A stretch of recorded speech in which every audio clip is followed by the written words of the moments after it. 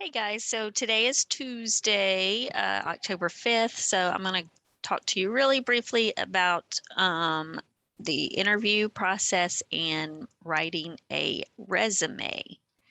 So once you've completed, so yesterday we talked more about the interview process. So once you've completed an interview for a job you want, your employer will evaluate how that interview went. So some of the things they may be thinking about will be a greeting. So they're going to consider, was the applicant's greeting friendly? Did the applicant shake the interviewer's hand at the beginning of the interview and make eye contact? So some of you may think, that you're young and you're not really expected to shake hands at this point, but that's going to be something that's respected and expected as you get older and you start doing more things like adults, like getting your first job. So don't ever hesitate. If you think shaking someone's hand is appropriate, go ahead and go for it. All right, your body language. Did you look confident when you walked into the room to get interviewed? Did you sit up in your chair and look your interviewer right in the eye? That's very important. Your body language says a lot about you.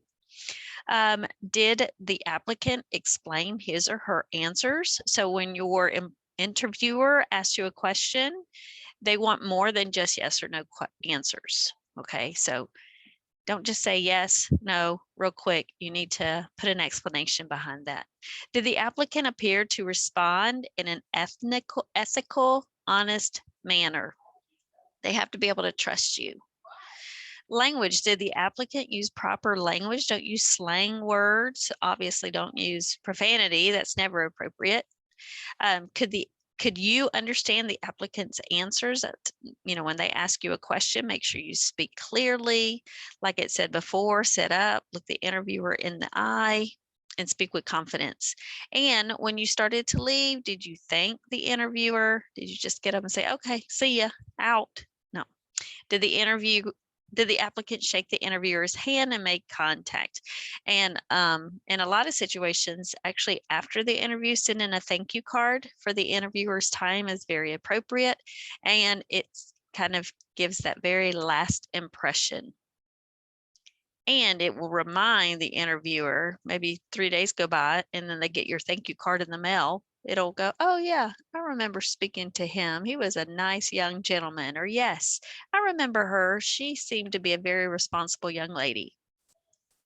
All right, so what are some of the questions you might get when you are going to be interviewed for jobs? Well, here's some typical interview questions. And they're going to be evaluated while the person interviews you.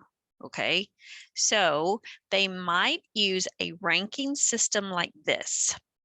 For example, if they asked you, why are you applying for this job? Depending on your response, they're going to say, oh, I didn't like that answer, or that was a fantastic answer. I really like that. Just because I'm bored, I don't have anything to do at home. My mom's making me get a job. That would not receive a very good rating. However, if you say, because I'm wanting to make my own money, I'm getting older, I'm trying to save for a car, I have some skills I think that would add to this company, those would be great answers, right? What skills do you have that qualify you for this job? If you go, I don't know, that is not going to be a very good impression, right? I'm organized. I like to work with other people. I know how to give customer service. I know that the customer is always right. Those are types of skills they're looking for. Okay, describe any past experiences doing something similar to this job. So even if it's your first job and you haven't had another official job before, you can still explain things that you've done. I babysat my little sister. I helped my dad keep the yard cut, and without he didn't have to tell me. I got my own dog and I have taken responsibility of feeding the dog and taking care of the dog and taking the dog for a walk. I teach Sunday school at my church, so I have leadership skills that's going to prepare me for this job. So it doesn't have to be a formal job for you to be able to add something to the table. So number 4, what do you believe is your greatest strength and how does that qualify you for this job? So, sometimes we are taught to be humble and not brag on ourselves, but when you are wanting a job and you are in an interview, you really want to sell yourself. You want to present yourself as someone that will add to the company that you're interviewing for. Number 5, describe some of the skills that are needed to be a good team member. What do you believe is the most important trait of a quality business? What do you believe would be your greatest challenge in this job? Be honest, but don't be overcritical. And why do you want this job? So those are some good interview questions. And like I said, you need to think about how you're coming across to your employer because they are making opinions and rating you. Even if they don't have a paper in front of you, they are coming to some conclusions based on your posture, your body language, making eye contact, and answering these questions with confidence. All right, so one thing that some employers will request, especially as you get older and your jobs become more professional, is a resume. So providing a resume to your potential boss allows them to see why you would be a great addition to whatever company you are applying for. A resume will help the employer remember your abilities and skills, and resume should always be one page. So it's a summary of all of the things you talk about in an interview, and it gives an employee a one-page snapshot of who you are. So things that you would want to include on a resume, you're going to put your name at the top in the center usually, followed by your address and a good phone number where they can always reach you. Okay. You always start by stating what job you are looking for. So I have a resume.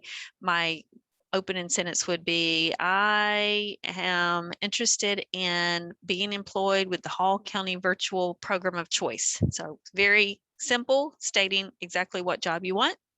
And then you're going to list your abilities and talents. You're going to list any achievements or awards that you got or that you have. Once again, this is not a time for you to be shy and feel like you don't have anything to add to a company. You want to say everything you can think of. I'm organized. I manage time well.